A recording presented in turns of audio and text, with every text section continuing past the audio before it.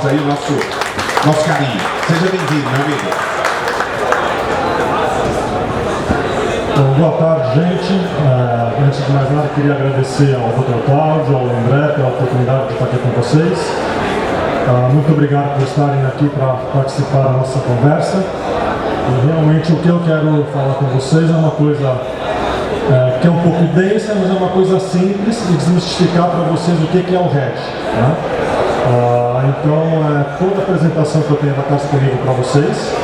A apresentação tem muita planilha, tem muitos números, né? Então é importante depois vocês analisarem com cuidado, poderem navegar e tentar entender o que pode acontecer com o mercado daqui para frente. Então vamos começar.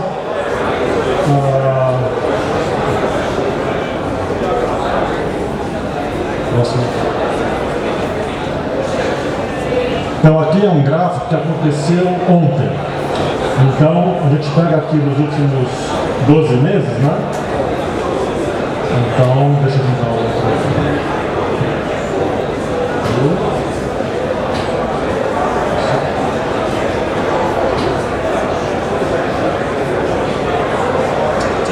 Só um minutinho, deixa eu atualizar com esse controle. Então, isso daqui foi o que aconteceu ontem, basicamente com o efeito Trump. Então, o que você faz quando o mercado ele realiza, né, de 180 centavos por libra-peso para 420 e cai para 340? Nessa queda, a princípio você não faz nada, porque já passou a oportunidade. Né? Então, o que nós temos que fazer com o hedge é você antecipar esses movimentos drásticos do mercado. Tanto quando você faz uma venda antecipada, quando você não quer travar e você quer proteger o mercado lá para frente. Tá? Então vamos à introdução. Gabriel. Então o produtor, ele é craque da porteira para dentro. Então o produtor sabe plantar, sabe colher, sabe contratar mão de obra, trabalhar com trator. Mas o que eu tenho sentido é que o produtor da porteira para fora tem muita coisa para aprender ainda. Então essa parte de como fazer a precificação, o momento de você comercializar, as operações de travos, de barter, as trocas, né? A análise da oferta e demanda mundial, como que isso reflete nos preços no futuro. E é importante dominar as ferramentas de hedge, que é desmistificar então o que é uma opção, né? E os benefícios que você pode ter quando você usa a opção. Então, o que...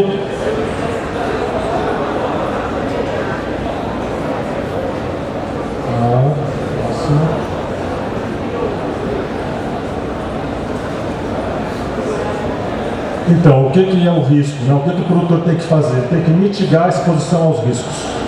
Então, o risco é um evento que, se acontecer, vai machucar o teu bolso. Então pode ser uma geada, pode ser uma crise cambial, pode ser uma guerra, como foi a guerra da Ucrânia, e pode ser o nosso efeito Trump, que aconteceu semana passada. Então, basicamente, até quarta-feira da semana passada, a visão do mercado era uma, e agora, de quarta-feira para cá, é uma novidade. Ninguém sabe o que vai acontecer. Né? Então, hoje, durante nossa palestra aqui, nosso evento, à 1 da tarde, o Trump anunciou que agora a tarifa com a China é de 104%, porque a China não reduziu o imposto que ela colocou ontem recebido para os Estados Unidos. Então amanhã o que vai acontecer com o mercado? Ninguém sabe. Né? Então o petróleo já subiu, já caiu, a bolsa já subiu, já caiu. Então essas volatilidades é que a gente tem que se antecipar para evitar surpresas desagradáveis. Né? Então o hedge é um seguro que você compra tanto contra a alta do preço, tanto contra a baixa do preço. É a mesma dinâmica quando você faz o seguro de carro, quando faz um seguro médico, né? Então você paga para não usar. E quando você tem que ser internado, quando você bate o carro, você vai acionar o seguro e você vai receber o prêmio que você concordou com a tua pólice. Né? Então o objetivo é garantir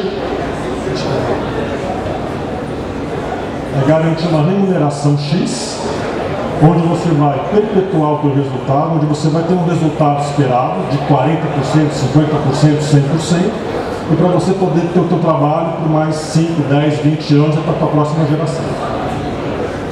É uma operação dinâmica, então, por exemplo, se eu fizer uma operação hoje para dezembro 25, eu posso entrar ou sair da operação daqui 1 mês, daqui 2 meses, ou levar até o vencimento. Então isso não é um problema que vai deixar você amarrado com a operação até o final.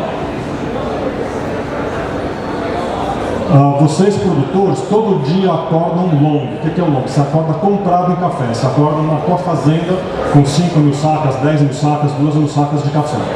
Então você já acorda com risco que se você tiver uma geada, em vez de fazer 2 mil sacas, eu vou produzir 1.500. Teve caso na geada de 2021 que a pessoa perdeu 15 mil sacos, 10 mil sacos. E ela se comprometeu e vendeu essas 15 mil sacas. Só que ela não entregou nada. Então é o que acontece. Então agora eu vou entregar durante 3 anos, durante 4 anos, a um preço de R$700, uma coisa que hoje vale 2 mil. Então vocês imaginem o prejuízo que esse produtor teve e o tempo que ele está carregando para poder se recuperar. Então o RED é justamente para você conseguir mitigar esse tipo de risco. Né? E o RED hoje você pode fazer com as cooperativas, fazendo as travas futuras, e normalmente você faz operações nas empresas financeiras, então são nos bancos, nas corretoras. No Brasil hoje você faz no BTG, você faz no Santander, no Itaú, no Bradesco, né? As cooperativas, as que nós conhecemos todas, e algumas corretoras da ASEX, né? Então a Marex, a Stonex, a Redpoint também faz esse tipo de serviço para vocês. E a outra forma de você fazer com os bancos é através dos futuros de opções, que é onde estão as opções de hedge. Né? Uma coisa para levar em consideração, hoje, para você abrir uma conta no exterior e poder operar em Nova York, está levando mais ou menos 2 meses. Porque desde a crise de 2008, o compliance americano ficou muito rígido. Então eles pedem balanço, documentação, prova de vida, terra, garantias reais, porque quando o mercado oscila muito, se você não tem as garantias, o banco vai te executar e vai querer o teu dinheiro. Então tem que tomar muito cuidado e esse trabalho do banco realmente está levando um tempo razoável hoje para você poder começar a operar com eles. Uma coisa importante para o produtor, e isso aqui eu falo para o produtor que tem a esposa ou um filho como parceiro, ou para a empresa que já está profissionalizada. Sempre divida com o seu par, ou com o seu superior principalmente, os riscos que você está enfrentando. Porque a hora que o RED vai contra você, normalmente o dono não sabia, e quem sabia era você, e você que vai ser mandado embora. Então isso tem que tomar muito cuidado com a gestão do risco. Uma coisa que acontece algumas pessoas alavancarem a posição. Então o RED, em muitos casos, hoje virou uma posição de especulação e não de proteção. Então vamos supor, você tem um produtor que tem 1.000 sacas de café. Ele vai lá e fala assim, bom, o mercado hoje está R$2.000, eu vou vender uma opção de 2.500, só que eu vou vender as 1.000 sacas. Eu vou vender 1.500 sacas equivalente. Aí você tem uma geada, você produz 700 sacas. E o mercado sai de 2.000 para R$5.000.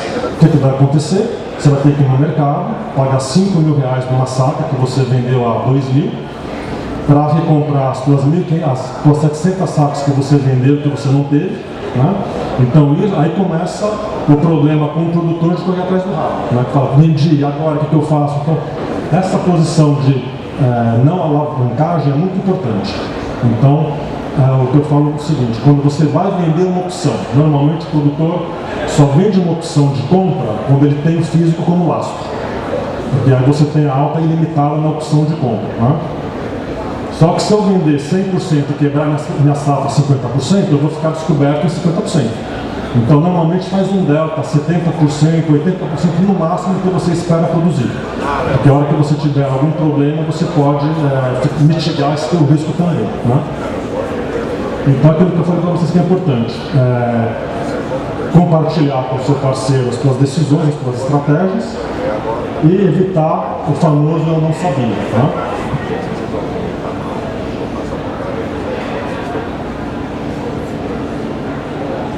Então vamos lá, a opção não é um bicho-papão. Então a opção é um direito que você compra e você só vai exercer esse direito caso o mercado vá acima do preço que você comprou a opção, é uma opção de compra que chama call, Ou quando o mercado cai, você comprou uma opção de venda que te dá o direito de vender alguma coisa que está abaixo daquele preço que você vendeu. Então, vamos supor, você comprou uma opção de R$2.000, o mercado foi para 3.000 e você pagou para essa opção R$100 por saco. Se o mercado vale 3.000 e você pagou 100, a de 2.000 você vai exercer para vender a 3. Então você vai estar ganhando na alta do mercado, ou você vai estar ganhando caso você vendeu para uma trava, uma cooperativa. Você fala assim, bom, eu vendi barato, o mercado vai andar, vai subir muito. Então você compra uma cota para participar na alta. Então você vai ter esse potencial de ganhar na operação da alta. Quando você compra a opção de venda, aí ao contrário, você está garantindo um preço mínimo de R$2.500, como agora. O mercado veio para 2.000, você vai, recebe financeiramente R$500 e vai vender a 2.000 no mercado. Então você coloca no teu bolso financeiramente R$500 e o teu preço final de venda são R$2.500 por saco.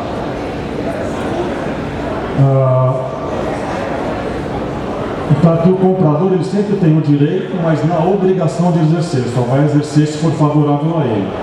Por outro lado, quem vendeu a opção, ele fica refém do comprador e do mercado. Porque se o mercado for contra o vendedor, ele vai ser obrigado a exercer e a comprar o produto mais caro, mais barato do que ele imaginou. Né?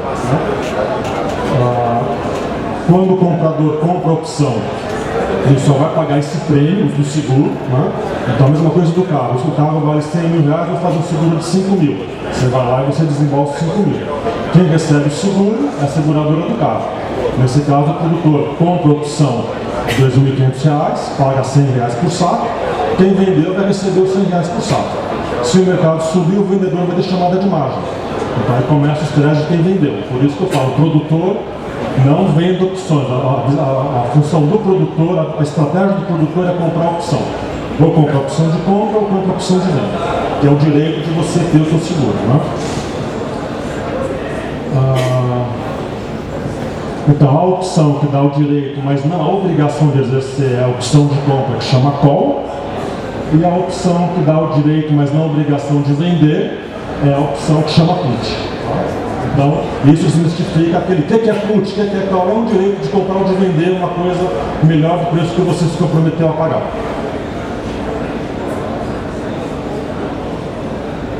O preço de exercício, strike price, é o preço do seguro que você escolheu. Então, por exemplo, hoje o mercado está R$2.500. Uma opção de R$2.500, ela vai custar R$300 por saco. Uma opção de R$3.500 vai custar R$30 por saco.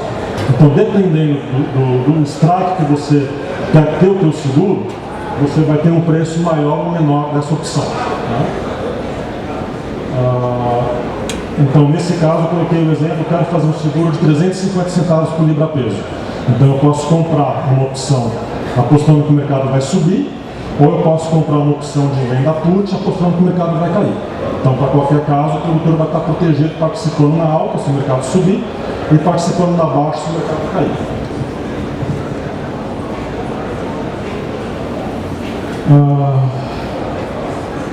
O preço da opção ela é considerada em função do valor do exercício, do strike.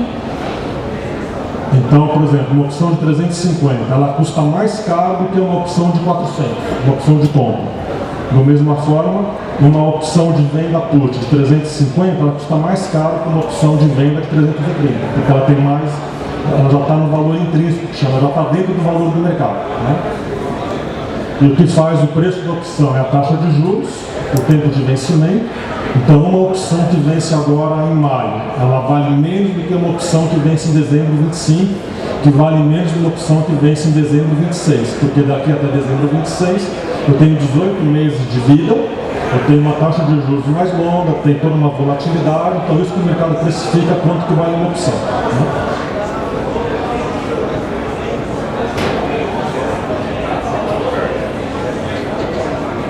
Para o produtor fazer uma estratégia de precificação, de proteção, então é isso. Como nós vimos nas apresentações hoje, o custo de produção está entre R$500 e R$700 por saco.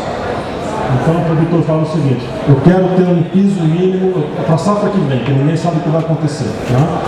Então eu quero garantir no mínimo R$1.500 de resultado. Eu vou comprar uma opção de uma put, uma opção de venda, de R$ 1.500, ou de R$ 2.000, ou de R$ 2.500. Como a opção, como o mercado hoje está a de R$ 2.500 está fora da realidade, vai custar mais caro do que você comprar que já está no mercado. Então, essas estratégias do produtor, o meu preço mínimo de resultado é onde tem que ser o teu ponto inicial da operação. Porque se você fizer um hedge de R$ 1.500, com o teu custo de 700, você vai estar tendo, teoricamente, 100% de resultado e você vai perpetuar a tua operação por 2, 3, 4 anos. Então, é importante vocês tomarem cuidado com qual que é a tua ideia, a intenção de remuneração mínima. Tá? Outra forma que você pode fazer, né, é vender o hedge parcial ou mensal. Então, eu vou fazer da minha produção de 1.000 sacas, 10.000 sacas. Eu vou fazer 20% para a cooperativa para fazer uma trava, já vou antecipar um produto para ter o meu custeio. Eu vou fazer 20% com uma estrutura de opções. Eu vou fazer 30% nada, vou sentar e vou esperar. Então o produtor ele pode também mitigar o seu risco fazendo estratégias ao longo prazo da ideia de comercialização dele.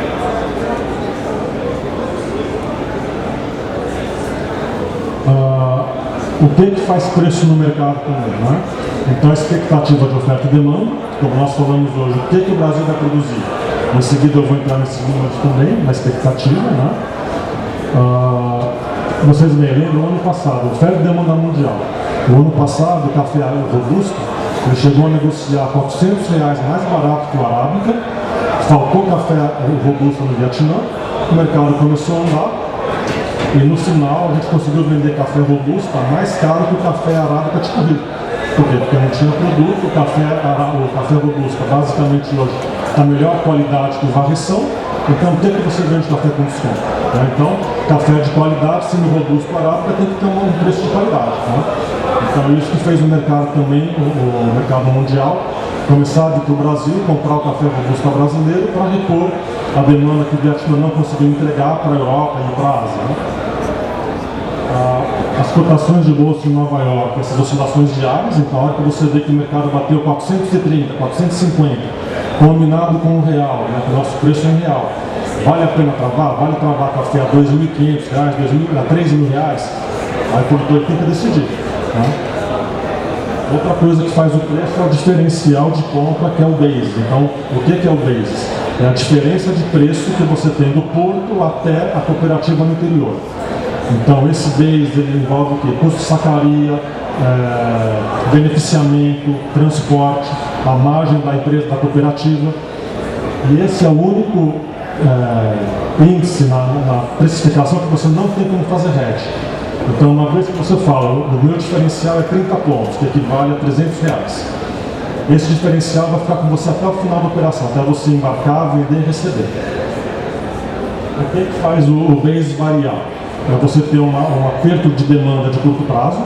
Então, vamos supor, você está lá no Porto de Santos, teve uma greve, quebrou um terminal, você não tem carga para embarcar, o exportador está louco atrás de produto, ele fala, hoje eu pago, em vez de 30 pontos de diferencial, eu pago 50, porque ele tem que receber o produto para evitar custo de demurge, evitar custo de detenção do container, então ele paga correndo para sair fora da operação. Né?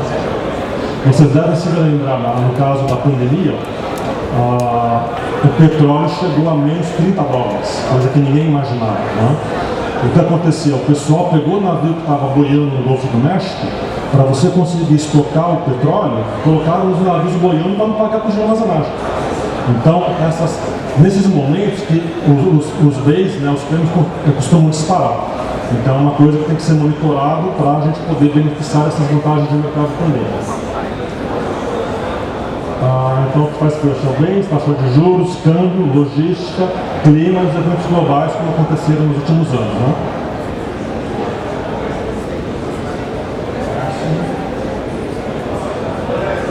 Então, o diferencial de preço eu já comentei com vocês, né? Que é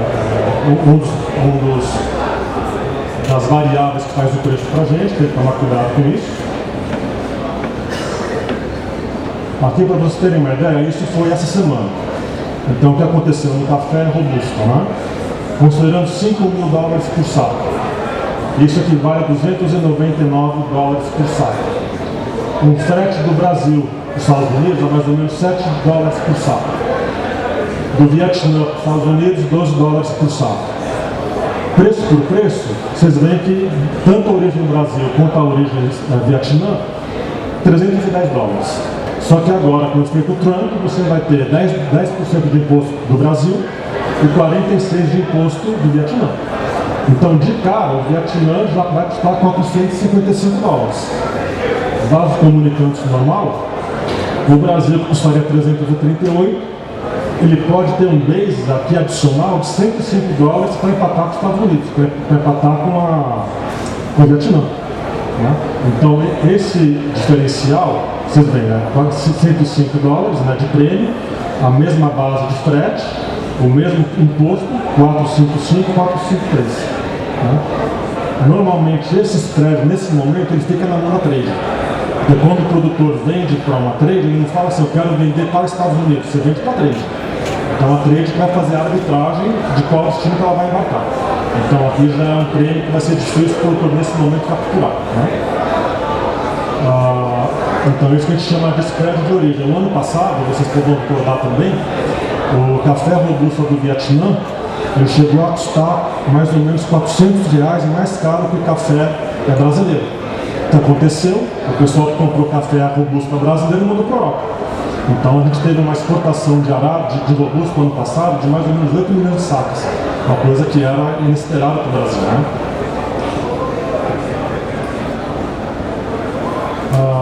Outra vantagem do mercado futuro de opções é que você tem uma previsibilidade dos preços nos próximos 18 meses. Então, no dia 25 de março, saudosos 25 de março, né, que foi semana passada, o maio estava 380 centavos por libra-peso, que daria $505, com um câmbio de 5,80, 40 pontos de base, né, que é o diferencial de custo para o produtor, dá R$306 por saca, então o produtor estaria recebendo R$2.600 por saca. Em dezembro de 26, com a expectativa que o mercado está tendo hoje, que vai ter uma super safra brasileira, que o Brasil vai recuperar, né, que esse problema que nós estamos falando de falta de café no Brasil é mentira, né? Então o mercado está apostando que Nova York, para dezembro de 26, ele vale 21% a menos no dólar. Então aqui os produtores acreditam nisso, a questão que a gente vê daqui a 2 meses quando começar a colheita. Né? Mas o mercado futuro te dá essa visibilidade. Ao mesmo tempo, o nosso real, que tem esse problema de inflação, de juros, ele faz o nosso real hoje de 5,80, em dezembro de 26 vale 6,68. Então, da mesma forma que o dólar, o café em dólar está se valorizando 21%, o café está compensando 15%. A diferença no final agora de maio, né, ou de junho 25 para dezembro 26, daqui 18 meses, vocês veem que está tendo 16% o custo de liquidação do produtor.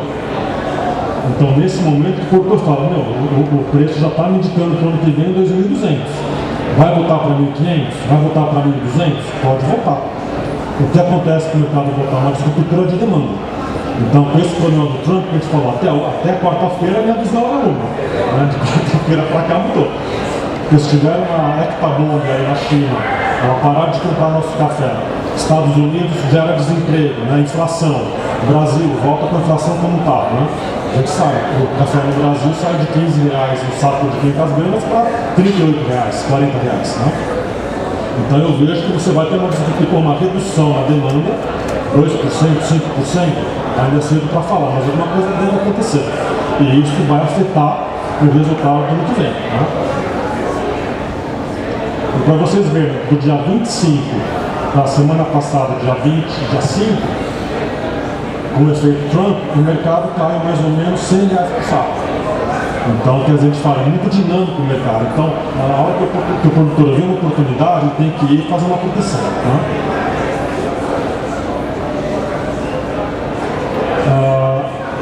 Qual que é a vantagem do hedge? É que você tem essa previsibilidade da cotação daqui a 18 meses. Por exemplo, uma coisa que eu fico preocupado que acontece, e isso é o famoso tiro no pé, né? A gente sabe que tem cooperativas hoje que faz fraco para daqui a 3 anos.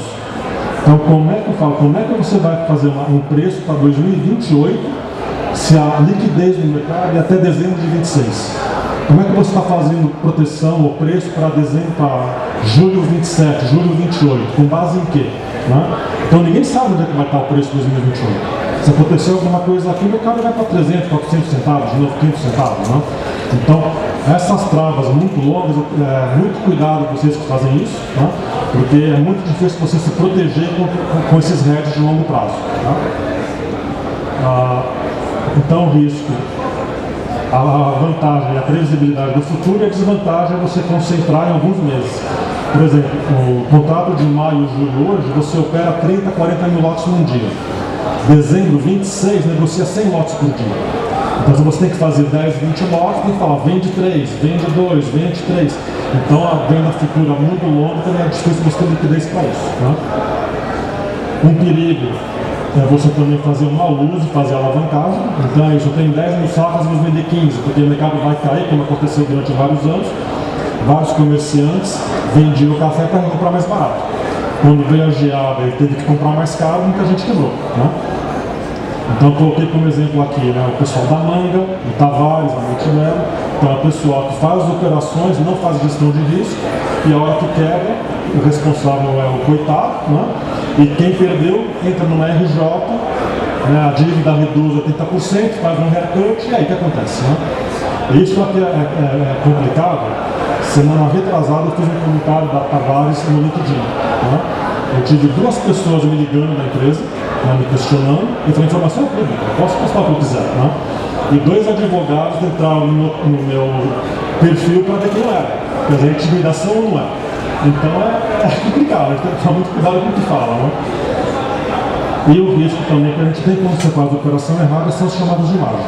Então isso é oscilação diária que você tem que tomar cuidado contra isso. Né? Aqui é para vocês verem a correlação do dólar com Nova York. Tá? Então isso aqui foi o dólar spot. Está muito pequeno esse número para vocês verem. Deixa eu ver se eu consigo enxergar aqui. Se eu não me engano, aqui foi dezembro de 24. Então o mercado bateu 6,40. Né? E aqui foi na semana passada, foi 19 de fevereiro, que voltou para 5,80, se eu não me engano. Vocês veem que tem uma correlação de dólar com o café, e aqui o mercado subiu muito porque realmente faltou café no Brasil. Então isso fez o mercado mudar. Né? E aqui é a comparação do dólar com o vencimento de dezembro 25. Então é a mesma coisa, você tem um dólar alto, mercado baixo, e quando o dólar cai, normalmente o produto em dólar ele sobe, ele corrige. Então, aqui para vocês terem ideia, nos últimos 10 meses, o real desvalorizou 15%, saiu de 5,08 para 5,83, e o café subiu 91%, saiu de 188 centavos por libra peso para 360. No dia 7 de maio do ano passado, até o dia 4 de abril desse ano, o mercado subiu 144% em 11 meses, isso em reais. Né? Agora, no período mais curto, do ano passado para cá, quando o dólar bateu. Cadê o dólar aqui? O dólar bateu 6,30, né? Setembro 25 estava 301. O diferencial de pontos, né, dos 40 pontos para você fazer a venda para a cooperativa, equivaleria a uns $345 por saco, daria R$2.100. De fevereiro para cá, a Nova continuou subindo, chegou a 2.600. E a gente lembra que chegou a alguns momentos, isso aqui foi setembro 25, né? E a gente lembra que no spot chegou a negociar café a R$3.000. Então quem tinha café disponível conseguiu otimizar essa operação. Né?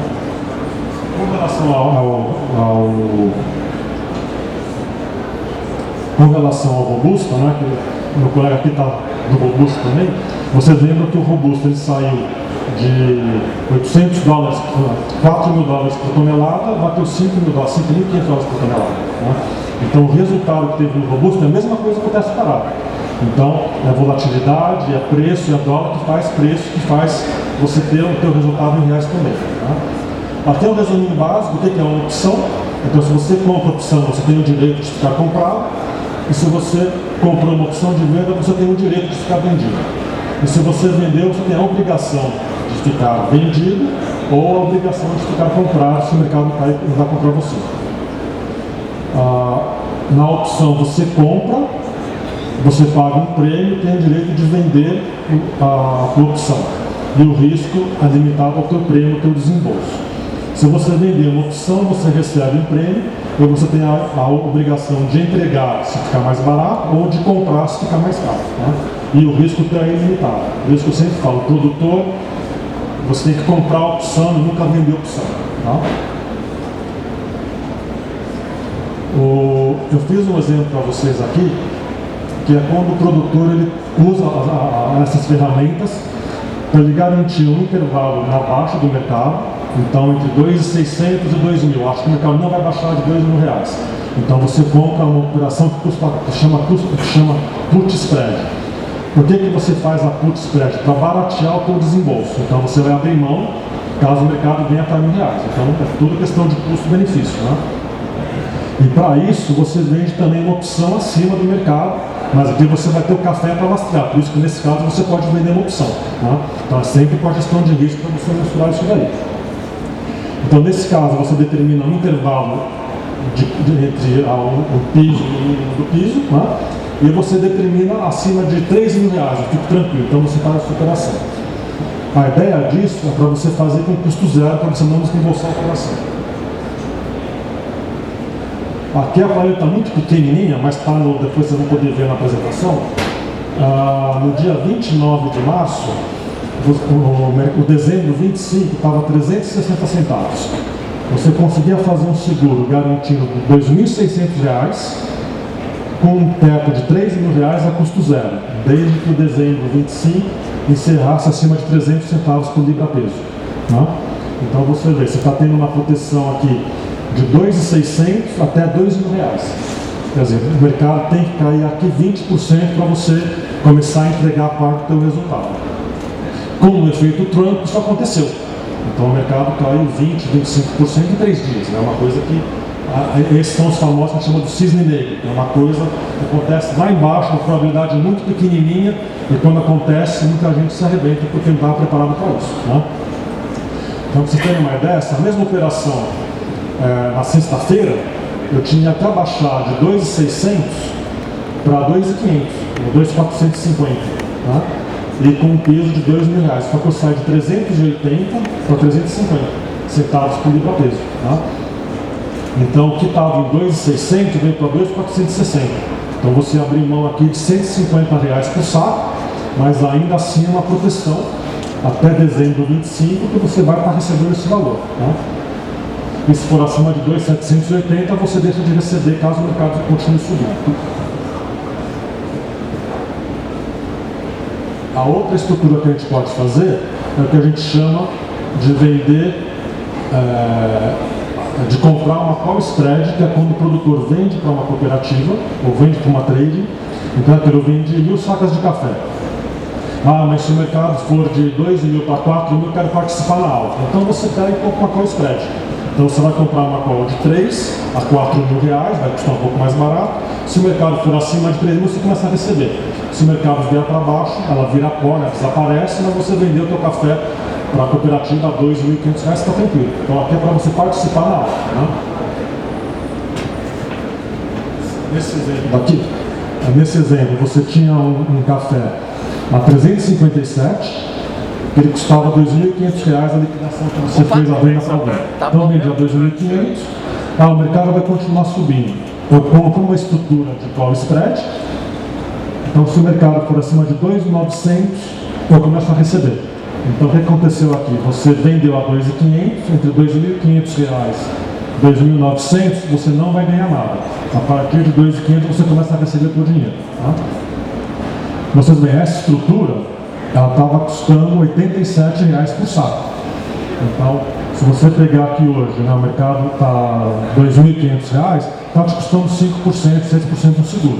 Que é mais ou menos um seguro que você vai pagar para um carro, para alguma coisa que você tem no dia a dia. Então, eu falo, nada é de graça. Agora, o que tem que administrar quando vocês fazem as estruturas é quanto é que a casa ou o banco vai estar te cobrando. Porque às vezes você tem uns custos aqui que são realmente fora da casinha. Né? E aí agora o que a gente faz com tudo isso? Tá? O que vai acontecer com o preço, com as expectativas? E aqui eu vou começar a falar um pouco qual que é a minha visão de mercado Brasil e mundo para os próximos anos. Né? Então, o que faz preço no mercado? Ali é oferta e demanda. Você tem mais café, o preço cai. A oferta e demanda está normal, teoricamente o preço vai ficar igual. E no caso atual, se você tem menos café, o preço sobe. Né? Então, no caso do cacau, né, saiu de 3 mil para 12.500 dólares a tonelada. O nosso café saiu de 130 para 430, foi lá o recorde que a gente teve esse ano. Então, o mercado ele vê que faltou produto, o que ele faz? Ele puxa o preço para estimular o produtor a plantar mais. E qual que é o inverso quando o mercado tem muito café ou muito produto? Ele vai derrubar o preço até o preço do produtor mais competitivo que tem no mundo. Então hoje o custo brasileiro é o custo mais barato do mundo, mais eficiente é o Brasil. Então qual que é o custo hoje? R$700, R$800?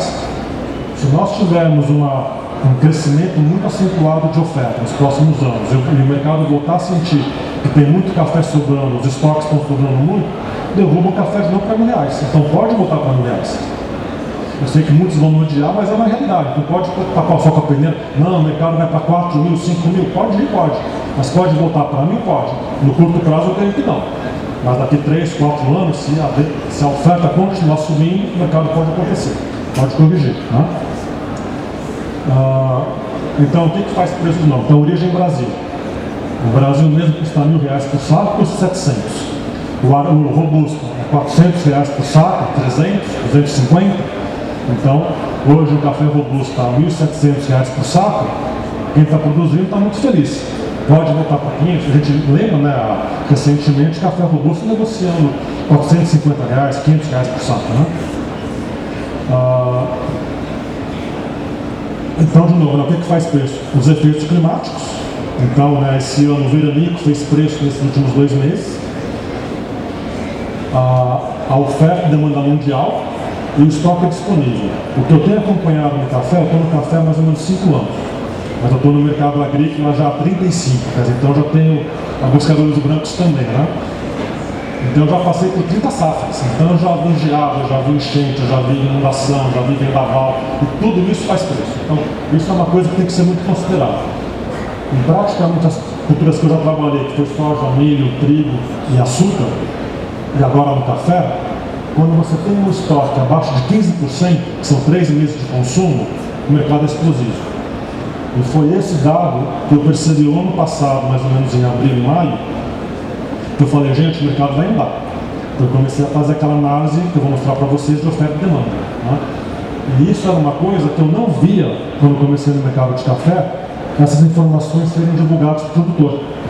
Então eu falei, gente, vamos começar a instruir o pessoal, começar a ensinar o que é hedge, para o pessoal poder ter uma expectativa de para onde é que vai o mercado, poder ler, né, a nossa visão de supply and demand, de oferta e demanda mundial. Né? Outra coisa que faz preço é a posição dos fundos especuladores. Por um lado, eles são os nossos monstros, quando o mercado despenca como hoje, mas são eles também que fazem as oportunidades do mercado subir de 150 para 300 para 400. Então hoje você tem muitos fundos e algoritmos, né?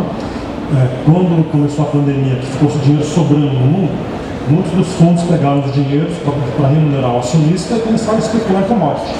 Então a gente viu, né, o petróleo sair de 60 na pandemia para 0, voltou para 80. A gente viu açúcar sair de 10 centavos por libra-peso para 35, voltar para 12.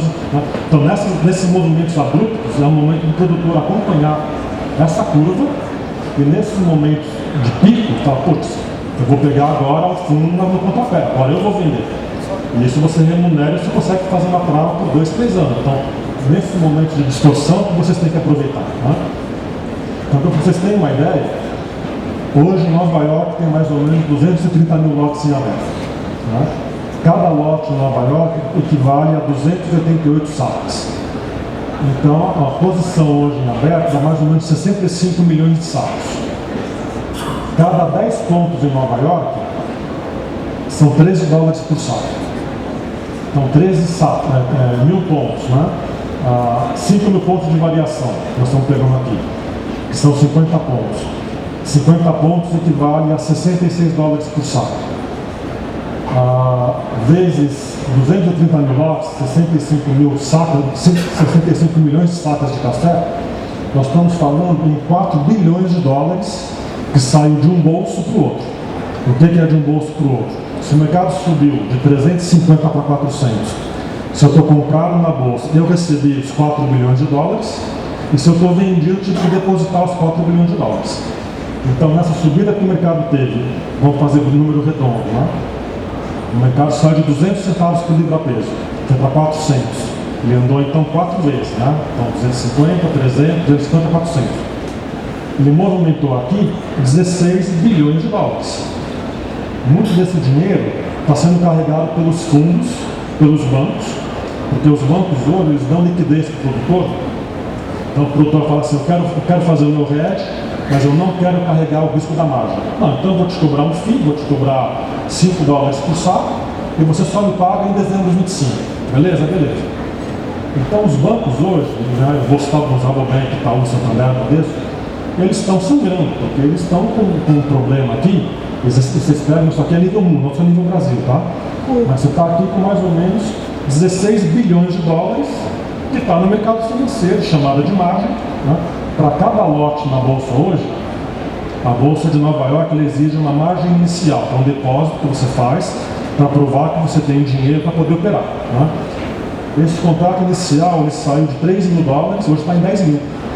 Então, quando o mercado começa a ficar muito volátil, o que a bolsa fala? Aumenta a margem inicial, para provar que você tem capital para você bancar uma oscilação muito forte. O mercado começa a cair muito, fala, agora quem tem 10 mil eu vou devolver metade, então agora ficam 5 mil, volta o dinheiro para o teu caixa. Mas esse dinheiro ele fica preso no banco, na corretora, até você liquidar a operação. Né? Então isso daqui é o que faz preço hoje daqui para frente. Né? E aí de novo, o que a gente faz com tudo isso? Então agora entra na parte que eu gosto, que é essa parte aqui de produção e demanda brasileira. Quais são os principais produtores hoje no mundo então? Brasil, Vietnã, Colômbia, América Central, Indonésia, Etiópia, Uganda e Índia. Eu tenho trabalhado sempre com a Conab, tá? Então a Conab para a próxima safra agora 25 e 26 ele fala em 51,8 bilhões de sacas. Semana passada teve os números da Marex, da Stonex, que chegaram em 69 milhões de sacas, então eu coloquei 70. Então o mercado hoje trabalha com 30% acima da Conab. Isso é real? A gente não sabe. Né? Pelo que nós escutamos hoje da margem, do Dutra, do pessoal que está aqui, se o Brasil produzir 50 milhões de sacas, falta rojão. Então isso vai fazer preço. Né? Vietnã, Colômbia, Indonésia, eu falo tudo isso aqui é cacareca. Com respeito a essas origens, porque quem pode sair de 50 milhões de sacas para 80 é o Brasil. Qualquer crescimento aqui de 5% é irrisório para a demanda mundial. Então, se o Vietnã vai sair de 28 para 30, de 28 para 26, isso para mim, não vou dizer que é irrelevante, mas não é o principal. Para mim, o principal é o nosso Brasil querido. Tá? Com base nesses dados, né, nessa primeira coluna aqui, a produção para esse ano eu estou estimando em 161 milhões de sacas. Se você pegar o mercado e o SDA, que é o Departamento Americano dos Estados Unidos, a oferta vai estar entre 185 a 90 milhões de sacas. Então aqui nós temos um gap aqui de 25 a 30 milhões de sacas. Se o mercado vier mais para cá, o preço vai de novo para 400. Se o mercado vier para cá, o mercado vem para 250. Né? Então, é essa análise que vocês têm que fazer, tomar a posição de vocês. Eu não posso falar vai para cá, vai para cá. Isso aqui realmente é da decisão de cada um de vocês. Né? Com relação também à produção, a gente tem aqui o consumo. Né?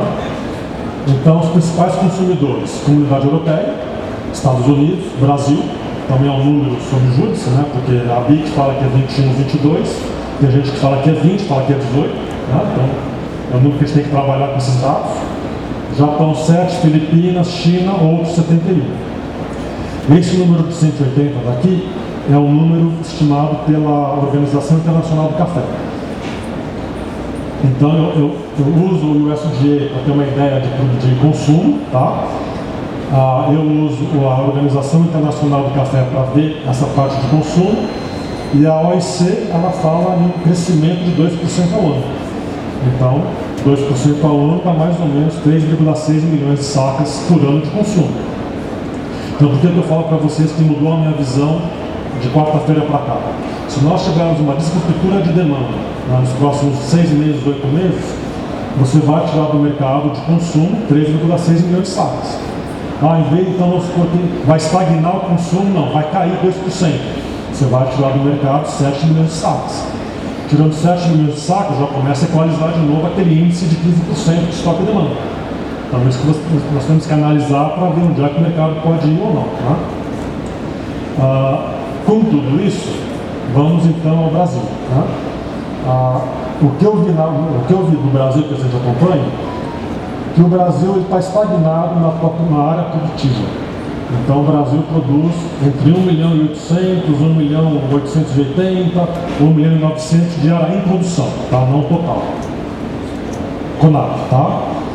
Com esses dados daqui, né, a produção média brasileira, ela ficou na safra 21, 22, 26, 22, 23, 27, 29, 23, 24, 24, 25, 28. Para esse ano, se for esse número da CONAB, vai ser uma produção média entre arábica e robusta de 28 sacos por hectare, que é muito baixo também. A gente já viu que tem áreas aí que são muito melhores do que isso. Tá? Aí eu fiz uma simulação. Vamos considerar que o Brasil vai crescer em área plantada, em área produtiva, 5% ao ano. Aí, de novo, é aquilo. Tem gente que me odeia, é impossível. Nós estamos vendo expansões em várias áreas do Brasil. Pode chegar em 5, pode chegar em 3, pode chegar em 2, eu não sei. Mas que está tendo expansão, tá. Né? Então, isso é um para a gente monitorar e ver onde é que está sendo expansão. Muita coisa hoje é irrigada, então, teoricamente, as áreas novas vão ter uma produtividade melhor, e isso pode melhorar o nosso rendimento mais para frente. Se tiver 5% ao ano de crescimento, então nós vamos chegar em 2028 e 2029 em 2,150 milhões de hectares. E se o Brasil não crescer, vai faltar café no mundo. Então, com os preços convidativos, a princípio o produtor vai continuar investindo. Então, isso é uma coisa para vocês tomarem as decisões de investimento de longo prazo. A recomendação: vai investir, faz irrigação. Não com o risco de sequeira. A gente está vendo que o clima realmente está mudando, vai mudar daqui para frente. A gente pode afirmar com 30% de probabilidade, né? Se vier geada, seca e temperaturas adversas, né, granizo, tudo, você pode ter problemas sérios na produção mundial. Como a Marcia também falou, África, Vietnã, esses países, América Central, o clima está mudando. Tá? Então, com esse cenário de área, eu fiz a simulação. Então, saí de 28 sacos por hectare para 30. Então, para 26, 27, o Brasil produz 58. Para 27, 28, indo para 33 sacos por hectare na média, vai para 67. 28, 29, chega em 75. Por outro lado, então vamos dizer que aumentou 33. 64 no ano que vem, 71, 27, 28 e 81, 28, 29. Hoje, se eu falar, é impossível, como nós escutamos aqui.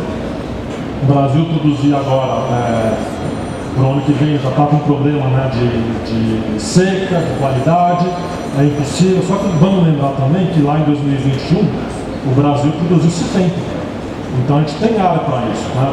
E com as melhorias dos últimos anos, é possível o Brasil chegar e produzir de novo 70, 75 milhões de sacos. No ano que vem, não sei, mas daqui 2 anos pode ser. Tá? Então, 2 anos bons, agora com o produtor capitalizado, vendo que o cenário é positivo, ele vai continuar investindo. Então, vale a pena muito vocês tomarem atenção nesse número daqui. Tá? Com isso tudo, vamos ver agora aqui, deixa eu só me localizar para a gente explicar. No começo do ano, o que a gente falava? O Brasil tem o estoque de passagem. Então, o que é o estoque de passagem? É quanto que o Brasil entrou de sacas armazenadas nos armazéns dos produtores no dia 31 de junho. Então, o nosso ano safra é de julho, 1º de julho a 31 de julho. Tá? Então, na minha análise, o Brasil precisa ter no mínimo 15 milhões de sacos por 3 meses. Por quê? Até você começar a safra em julho, colher, processar, mandar, leva 2, 3 meses. Tá? para você atender os embarques por 3 meses no mercado interno, o mercado interno é 1,8 milhões de sacas por mês, exportação na média 3 milhões de sacas por mês.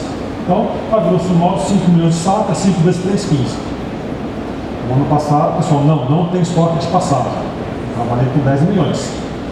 Número da Conab, 51,8. 24 e 25. Trabalhei com 15 milhões de sacas. A Conab falava em 55 milhões de sacas, se não me engano, né? O que aconteceu? Não fui eu. Acho que foi o Gabriel. Foi o Gabriel. Você pode aumentar aqui para mim, Gabriel? É mais fácil de entender. Isso. Então, se a gente trabalhar com a safra, né, 24, 15 milhões de estoque de passagem, 60 milhões de produção, porque aqui eu já fiz o ajuste de uma oferta total de 75, consumo interno em 21, palha resíduo 3%, a gente sabe que está sendo misturado ainda produtos, né, na nossa sacaria. Então o Brasil consome 21 milhões de sacas de café, só poderia exportar 53, tá? No total. Isso tem exportação mais estoque de passagem, né? Então se você tirar os outros 10 milhões, só pode ter 43. O Brasil já está exportando praticamente 43 milhões de sacas esse ano. Então, esse número de exportação, se chegar nesse número de exportação esse ano agora, né, até o final de junho, o estoque de passagem teoricamente é zero. Então, esse estoque que está escondido, armazenado nos últimos 3, 4, 5 anos, está sendo cuspido para fora, né? E aí, Gabriel, só baixa um pouquinho para mim, por favor. Dá para você reduzir um pouquinho? Aí eu fiz essa simulação. Pode aumentar para mim, Gabriel, por favor. De novo, se der. Gabriel, você aumenta para mim isso de novo, por favor?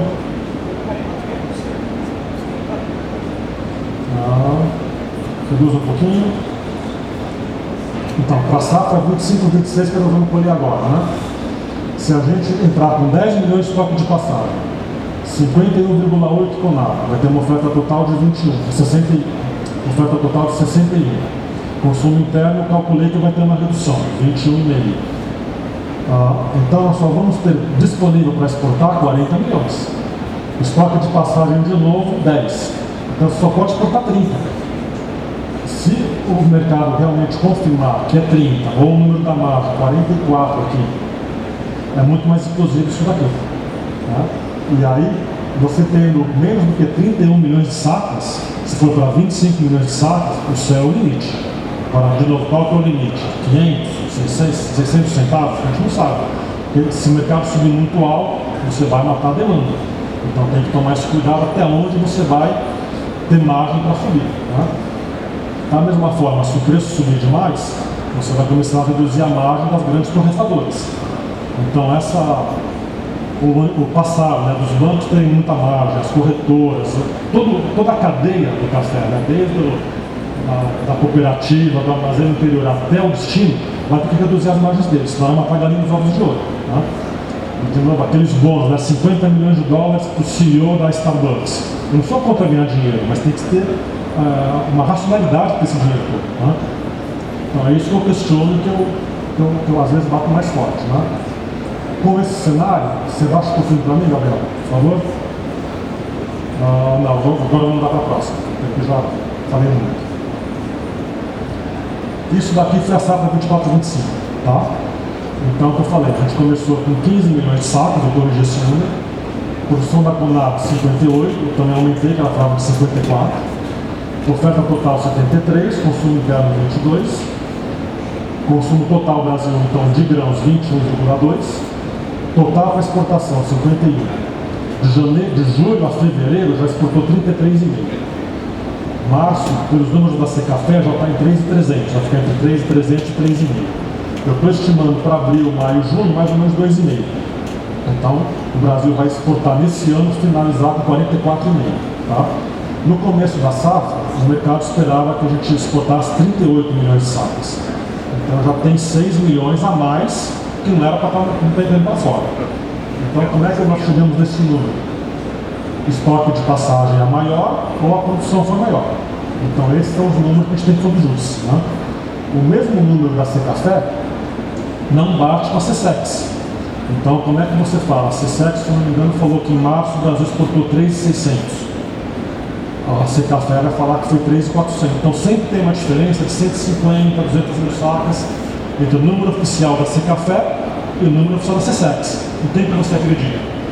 Então o que eu falo, ou a gente pega um número e segue, ou você fica louco. Porque cada hora é um número que aparece no teu colo, né? Então esse número, se você tiver 7 milhões de sacas de estoque de passagem, que a gente fala é muito pouco, não tem esse estoque em cooperativa, né? O pessoal de cooperativa fala que não tem, mesmo isso daqui é mais ou menos 2 meses de consumo, né? Então é um estoque muito baixo, o mercado ainda não está vendo essa realidade, né? Você vê, então o estoque de passagem para esse ano vai ficar crítico, né? Menos de 10 milhões de sacas. Isso daqui é o quadro que eu fiz do oferta e demanda mundial, tá? Então eu trabalhei com a safra 24 e 25, o Brasil corrigiu para 60, que foi aquele gráfico de trás, tá? E eu considerei que o mercado nesse cenário ele trabalha com 10% acima da Conab, porque também eu acompanhei nos últimos 5 anos. A Conab, pela exportação, sempre tive que ajustar para bater o número final de exportação. Então é o que a gente fala. Conab, eu não sei como é que é a estatística, levantamento, mas alguma coisa não está batendo, né? Cada dessa falta outra, né? Então eu trabalhei com 60 milhões de sacas, o mundo aqui, Vietnã com 27, 28, aqui eu coloquei crescimento por cada país 5% ao ano, porque vocês é meio que relevante para mim, porque não faz muito volume, tá? Então, nesse ano, no ano passado, que está acabando agora, o consumo, a oferta total ficou em 186, desculpa, 163, tá? Eu tinha um estoque de passagem mundial pelo USDA de 23 milhões de sacas. Então, a diferença entre produção e consumo, menos 17 milhões de sacas. E foi esse o número que eu vi lá atrás, né, em abril, maio, porque, gente, o mercado não tem como ficar barato, o mercado vai andar. E o mercado falava que tinha de 5 a 10 milhões de sacas de superávit.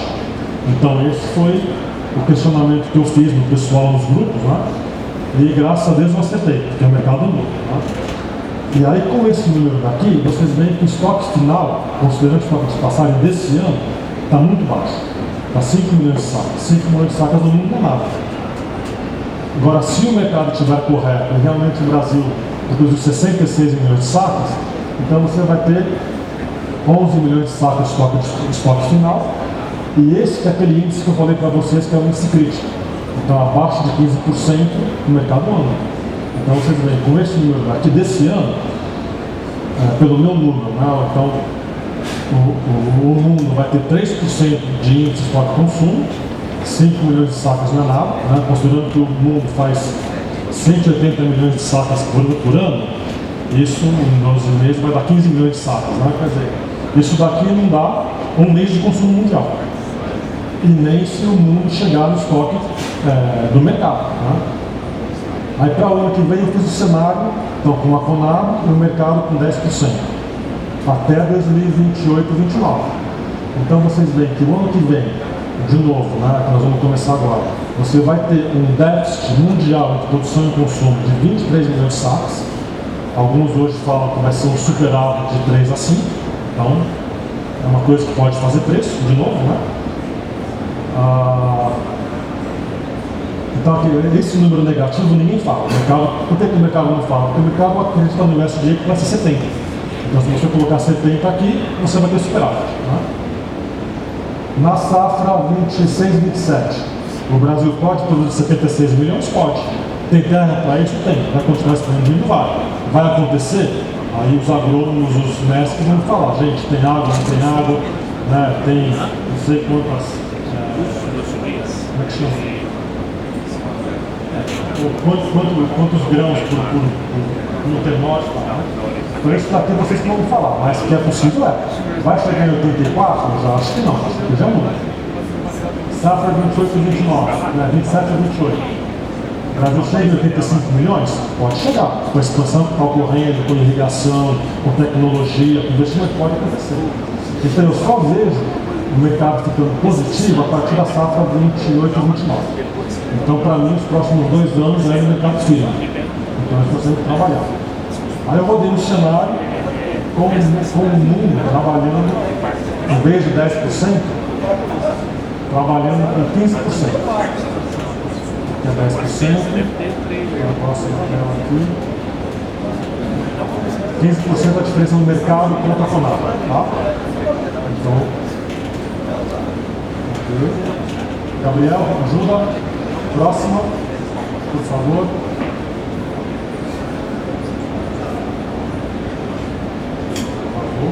Aqui.